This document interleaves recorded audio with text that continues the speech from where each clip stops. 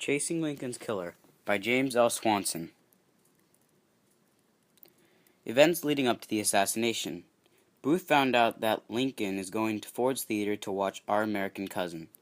Booth gathers a crew to kill the president and a few other people, and they decide to try and kill every one of them at the same time, but it doesn't work. 2 days after Robert E. Lee surrendered, Lincoln had made a speech which allowed blacks to vote, and that made Booth very mad. Account of the assassination. Booth had been thinking of what would happen forever, and then he finally pulled the trigger. Booth had hit Lincoln right behind his left ear. Booth tried to escape, but Rathbone had the jump on him. He didn't do that well because Booth got away. Booth jumped down to the stage, but the spur on his shoe got caught in the flag, and he had fallen down in an awkward way, and he'd broke his leg. But this didn't stop him from getting away. He got on a horse, and the 12-day manhunt had begun.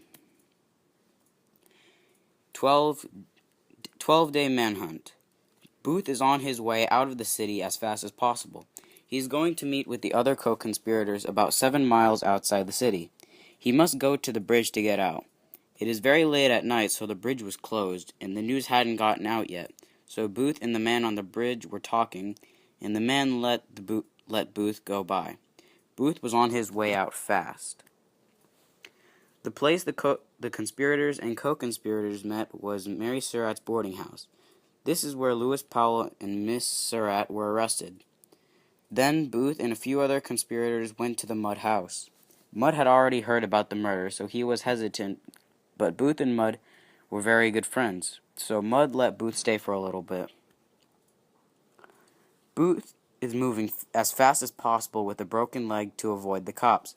He passes through Rich Hill and through the dense meadow, and he doesn't stop to take any chances to rest. He wants to be 100% sure that the cops wouldn't get him.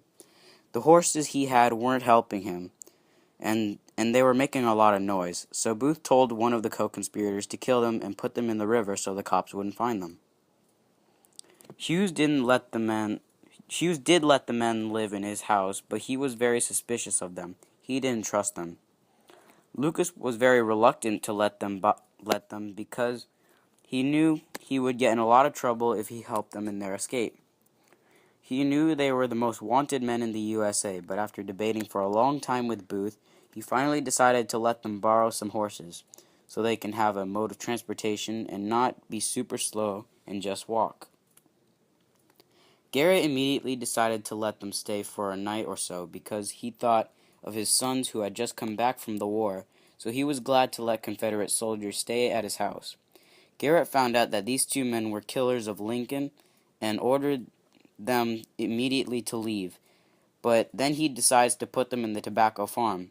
In there, the cops find Booth and end up setting it on fire to get him out, but they shoot him when he refuses to come out. Primary sources.